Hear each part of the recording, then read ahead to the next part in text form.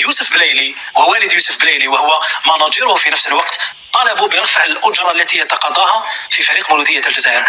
إدارة مولودية الجزائر رفضت رفع الراتب جملة وتفصيلا، يعني لكي نكون واضحين. وبنفس الراتب كان يروح بنفس الراتب. انا نعتقد انه بنفس الراتب اداره سوناطراك والمولوديه ممكن كانوا يحلسوا على السبب باش بالليل يكيت في المولوديه، باسكو ما نظنش انهم رضاو بالشيء اللي ندار تو طون لا سيزون. صفقه شعبويه خايفين ممكن الشعب ما يفهمش، لان الشعب يقول لك بالليل يشوفوا غير الكوتي جو. في الكوتي جو سي ان تري بون جوار. انا قلتها قبل ما تقول ياسين ولا واحد اخر، سي ان تري بون جوار، سي تكنيكمون الى راتي غروند كارير بروفيسيونيل، ولكن اللاعب تاع كرة القدم ماهوش غير في التيران.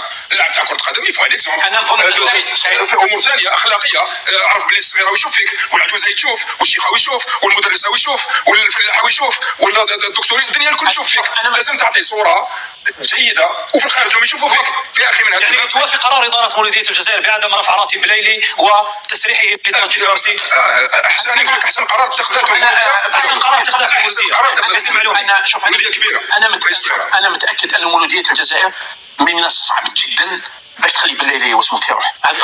انا ياسين نقول لك باللي 90% هو ما يحبش يروح، لانه الشيء اللي لقى في المولوديه ما راح يلقى في حتى جوه. انا متاكد انه بالليل يبقى في مولوديه الجزائر، ونظن حتى الى المولوديه. مصادرك ماذا تقول ياسين معلوم؟ يقول انه بالليل باقي في مولوديه الجزائر، والمعلومات اللي مديتها انت معلومات صحيحه، انه طلب برفع الاجره الشهريه. نظن اداره المولوديه رفضت، ولكن انا متاكد انه بالليل يبقى في مولوديه. ماذا عن عرض الترجي التونسي؟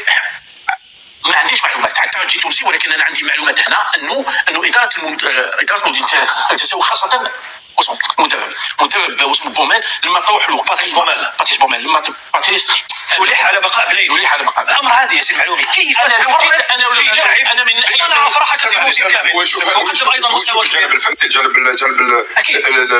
وماذا يهم سعيد كناوي؟ يهم الجانب الفني. البروفيسيوناليزم واش هذا هو. كي تبني فريق ما تبنيش على سنه وسنتين، ما تبنيش بالطريقه هذه، مستحيل. الناس توعى نتاع زمان. الان وصلني هشام بعود في وسائل التواصل الاجتماعي من متابعينا الذين يتابعون برنامج كرة طولك الان موجه ل ياسين معلومي. يقول هذا المتابع، حتى هناك سؤال اخر نفس الطريقه، هل انت متاكد يا ياسين يا معلومي بانه يوسف بلايلي باقي في مولوديه الجزائر؟ لانه كل المصادر حتى اتصلنا بمصدر اخر الان مع الزملاء في الشروق يقول بانه يوسف بلايلي غادر مولوديه الجزائر. انا متاكد من المصدر تاعي باقي في المولوديه بنسبه كبيره جدا انه يبقى في مولوديه الجزائر، لانه واش يتقدم له مولوديه الجزائر نظن يعني من الصعب جدا باش يلقى في نادي واحد اخر هنا في الجزائر ولا في اي بلد. حتى الترجي التونسي لانه تحقق قيمه معتبر ايضا من الترجي. شوف يوسف بلايلي هو كيف الترجي التونسي، ويعرف الترجي التونسي ويعرف مليح. الترجي التونسي ممكن جدا يكون قدم له عرض الى اخره، ولكن انا نظن يوسف اسمه بلايلي واش يدي هنا في القيمه اللي عنده هنا في الجزائر وفي البلاد هنا واش عنده، وفي النادي هذا واش عنده عند الجمهور الجزائري، من الصعب جدا باش يلقاها واسمه في جهه اخرى. نعم، نوضح الامور اكثر مشاهدينا الاعزاء بانه في قضيه يوسف بلايلي رفقه والده كان لديه لقاء اليوم مع اداره مولوديه الجزائر بقياده رئيس مجلس الاداره محمد حكيم حاجرجم.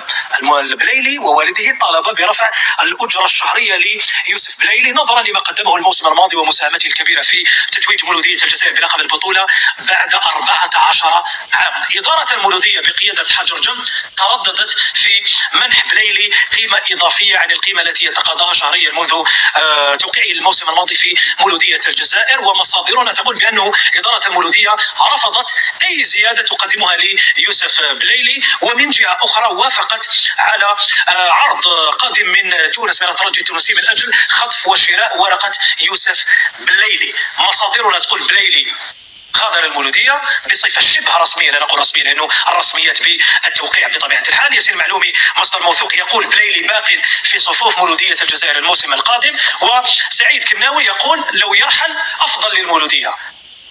هشام بعود يبقى او يرحل افضل؟ لا على بالي بلي يبقى، لانه شوف ما نعتمدش على واش راح يدي اموال ولا حاجه، لانه باش يقعد بلو في البون دو توش في الترجي ما يقدرش. وفهمني انت واش راني حاب نقول لك. انا معكم. لماذا تبحث